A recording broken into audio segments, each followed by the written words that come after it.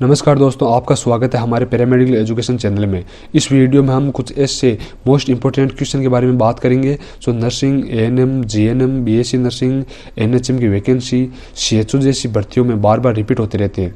इसलिए दोस्तों इस वीडियो को पूरा जरूर देखिए। साथ ही चैनल पर नए हो तो चैनल को सब्सक्राइब करना ना भूलिए, क्योंकि इस प्रकार के कई मोस्ट इंपॉर्टेंट क्वेश्चन और आने वाली वैकेंसी के बारे में और पहले हुई भर्तियों के पेपर, सिलेबस और इस प्रकार की कई जानकारी भरी वीडियो लाते हैं। अब हम पहले क्वेश्चन के बारे में बात करते हैं कि निम्न में से कोशिका झिल्ली यानी प्लाज्मा मेम्ब्रेन का कार्य है। तो इसमें हमारे पास चार ऑप्शन है। पहला ऑप्शन है सोखना, दूसरा ऑप्शन है देखभाल, तीसरा ऑप्शन है कोशिका को आकार देना और जो चौथा ऑप्शन है वो है उपयुक्त सभी। तो इसमें राइट ऑप्शन होगा डी, उपयुक्त सभी, यानी सभी कार्य है वो प्लाज्मा मेम्ब्रेन के। अब हम नेक्स्ट क्वेश्चन के बारे में बात करते हैं कि फुफ्फुस भाव में चेस्ट ट्यूब कहाँ पर डालते हैं। तो इसमें हमारे पास जो चार ऑप्शन है उसमें पहला ऑप्शन है वो है सेकंड से थर्ड अंतर्तटीय प्रसार, दूसरा है फोर्थ से सिक्स अंतर्तटीय प्रसार, तीसरा है 8 से 9 अंतर्तटीय प्रसार और चौथा है वो है 10 से 11 अंतर्तटीय प्रसार। तो दोस्तों इसमें जो राइट ऑप्शन होगा वो होगा सी, 8 से 9 अंतर्तटीय प्रसार। अब हम नेक्स्ट क्वेश्चन के बारे में बात करते हैं कि टाइफाइड जमर को क्या कहा जाता है। तो इसमें हमारे पास चार ऑप्शन है। उसमें पहला ऑप्शन है लेप्सिक फीवर, दूसरा है एंटेरिक फीवर, तीसरा है टाइफस फीवर और चौथा है वो है अल्फिराम जमर। तो इसमें दोस्तों जो राइट ऑप्शन होगा वो होगा डी, अल्फिराम जमर। तो दोस्तों अब हम नेक्स्ट क्वेश्चन के बारे में बात करते हैं कि वैक्स में यानी एडल्ट में मेट्रल स्टेनोसिस का सर्वाधिक कारण है। तो इसमें हमारे पास चार ऑप्शन है। पहला ऑप्शन है वो है सिफिलिस, दूसरा ऑप्शन है रियोमेटिक फीवर, तीसरा ऑप्शन है गोनेरिया और चौथा ऑप्शन है वो है वायरस। तो दोस्तों इसमें जो राइट ऑप्शन होगा वो होगा बी, यानी रियोमेटिक फीवर, जो मेट्रल स्टेनोसिस का सर्वाधिक कारण है एडल्ट में। अब हम नेक्स्ट क्वेश्चन के बारे में बात करते हैं कि सामान्यतः प्लूरल स्पेस में दबाव होता है। तो इसके लिए जो चार ऑप्शन है उसमें जो पहला ऑप्शन है वो है पॉजिटिव, दूसरा ऑप्शन है नेगेटिव, तीसरा ऑप्शन है न्यूट्रल और जो चौथा ऑप्शन है वो है पता नहीं। तो इसमें दोस्तों जो राइट ऑप्शन होगा वो होगा बी, यानी नेगेटिव। अब हम नेक्स्ट क्वेश्चन के बारे में बात करते हैं कि निम्न में से गैस्ट्रोइंटेराइटिस को किस नाम से जाना जाता है। तो इसमें जो चार ऑप्शन है उसमें जो पहला ऑप्शन है वो है आंत्रफ्लू, दूसरा ऑप्शन है वो है पर्यटक अतिसार, तीसरा ऑप्शन है वो है वायरल आंत्रशोथ और चौथा ऑप्शन है वो है उपयुक्त सभी। तो इसमें दोस्तों जो राइट ऑप्शन होगा वो होगा डी, उपयुक्त सभी। तो दोस्तों अब हम नेक्स्ट क्वेश्चन के बारे में बात करते हैं कि परिवर्तित नोक का नियम किस में प्रयुक्त होता है। तो इसमें जो चार ऑप्शन है उसमें जो पहला ऑप्शन है वो है बच्चों में, दूसरा ऑप्शन है वो है गर्भवती महिलाओं में, तीसरा ऑप्शन है वयस्कों में और जो चौथा ऑप्शन है वो है वृद्ध में। तो दोस्तों इसमें जो ये परिवर्तित नोक का नियम है, इस क्वेश्चन में जो राइट ऑप्शन है वो है ए, बच्चों में, यानी परिवर्तित नोक का नियम बच्चों में प्रयुक्त होता है। अब हम नेक्स्ट क्वेश्चन के बारे में बात करते हैं कि डिफाइब्रिलेशन में किस प्रकार की ऊर्जा इस्तेमाल होती है। तो इसके लिए जो चार ऑप्शन है उसमें पहला ऑप्शन है रासायनिक, दूसरा ऑप्शन है थर्मल, तीसरा ऑप्शन है वो है विद्युत और चौथा ऑप्शन है वो है रेडियोएक्टिव। तो दोस्तों इसमें जो राइट ऑप्शन होगा वो होगा सी, विद्युत, यानी डिफाइब्रिलेशन में विद्युत ऊर्जा का प्रयोग किया जाता है। तो दोस्तों अब हम नेक्स्ट क्वेश्चन के बारे में बात करते हैं। तो नेक्स्ट क्वेश्चन है कि इंट्रावेनस पाइलेरोग्राफी किस अंग के लिए की जाती है, यानी आईवीपी किस अंग के लिए की जाती है। तो इसमें जो चार ऑप्शन है उसमें पहला ऑप्शन है लीवर, दूसरा ऑप्शन है वो है गोल ब्लेडर, तीसरा ऑप्शन है वो मस्तिष्क और चौथा ऑप्शन है गुर्दा यानी किडनी। तो दोस्तों इसमें जो राइट ऑप्शन होगा वो होगा डी, गुर्दा यानी किडनी। यानी इंट्रावेनस पाइलेरोग्राफी होती है स्पेशल इन्वेस्टिगेशन, वो किडनी के लिए की जाती है।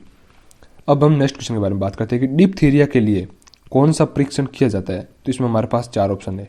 पहला ऑप्शन है वो है वॉशरमैन परीक्षण, दूसरा ऑप्शन है वो है सिक परीक्षण, तीसरा ऑप्शन है वो है विडोल परीक्षण और जो चौथा ऑप्शन है वो है मांटुक्स परीक्षण। तो दोस्तों इसमें जो राइट ऑप्शन होगा वो होगा बी, सिक परीक्षण, यानी डिप्थीरिया के लिए सिक परीक्षण किया जाता है। तो दोस्तों अब हम नेक्स्ट क्वेश्चन के बारे में बात करते हैं कि क्षय रोग किस जीवाणुओं के कारण होता है। तो इसमें चार ऑप्शन है। पहला ऑप्शन है विब्रियो कोलेरी, दूसरा ऑप्शन है माइकोबैक्टीरियम ट्यूबरकुलोसिस, तीसरा ऑप्शन है ब्लास्टिडियम और जो चौथा ऑप्शन है वो है कोई नहीं।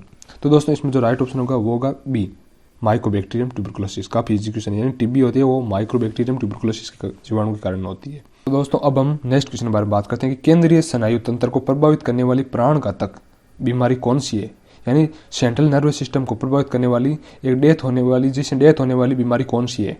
इसमें जो चार ऑप्शन है वो है रेबीज, दूसरा ऑप्शन है वो है एड्स, तीसरा ऑप्शन है वो है कैंसर और चौथा ऑप्शन है वो है हेपेटाइटिस बी। तो दोस्तों इसमें जो ये काफ़ी मोस्ट और इम्पोर्टेंट क्वेश्चन है और इसका जो राइट आंसर है वो आपको नीचे कमेंट बॉक्स में देना है।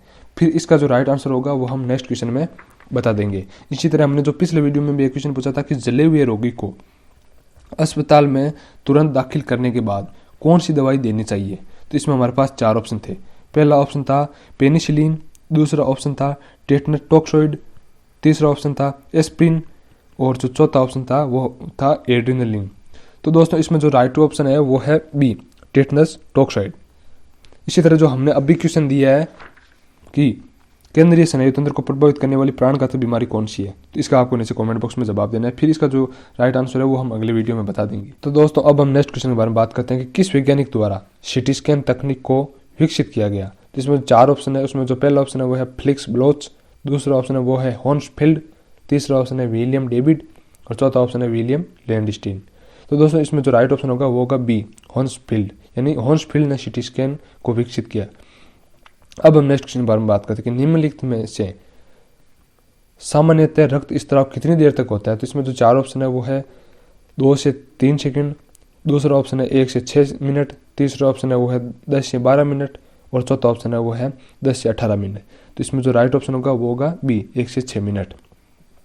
अब हम नेक्स्ट क्वेश्चन के बारे में बात करते हैं कि ESR का तेजी से बढ़ना निम्नलिखित को इंगित करता है। तो इसमें जो 4 ऑप्शन है उसमें जो पहला ऑप्शन है ट्यूबरकुलोसिस, दूसरा ऑप्शन है वो है रीनल फेलियर, तीसरा ऑप्शन है गंठिया और चौथा ऑप्शन है वो है उपयुक्त सभी। तो इसमें राइट ऑप्शन है वो भी यही है, डी, उपयुक्त सभी, यानी ट्यूबरकुलोसिस, रीनल फेलियर, गंठिया, इन सब में ESR बढ़ा हुआ होता है।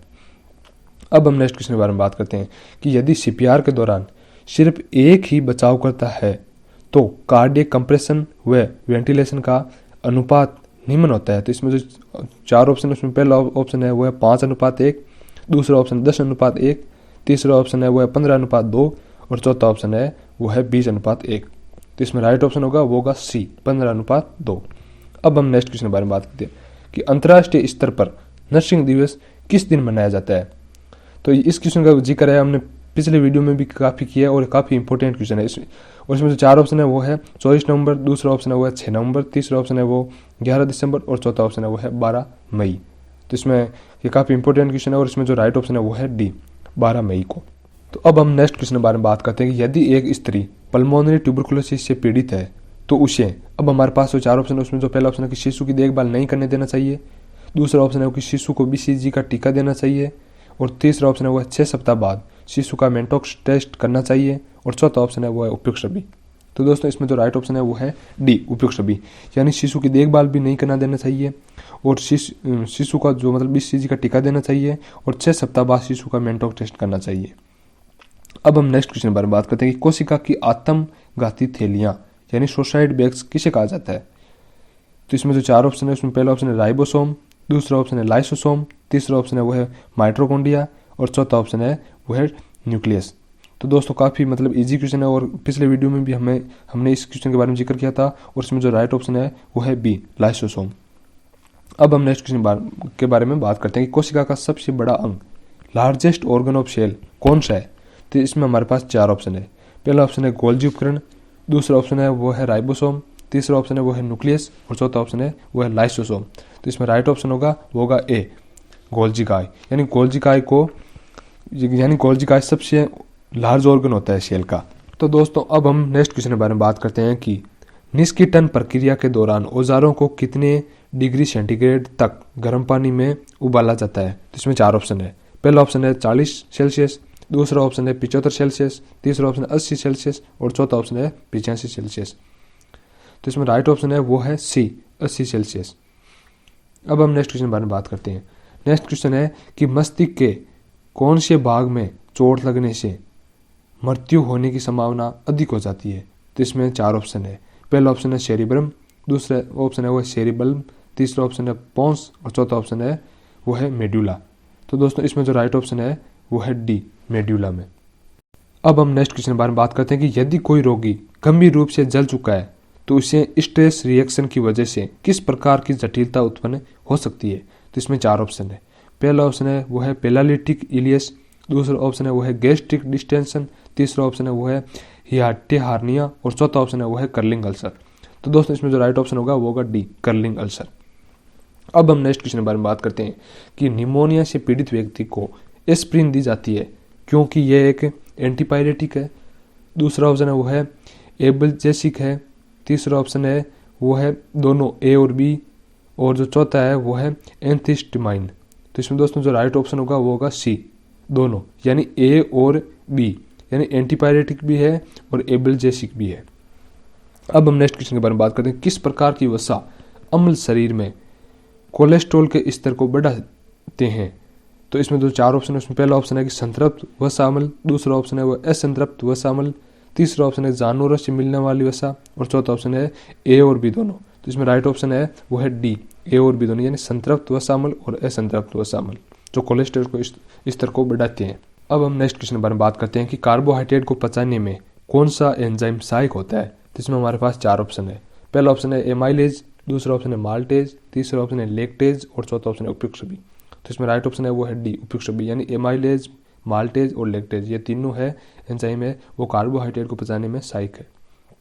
अब हम नेक्स्ट क्वेश्चन के बारे में बात करते हैं कि निम्न में से कौन सी सब्जी के सेवन से गेंगा की संभावना अधिक होती है। तो इसमें चार ऑप्शन है।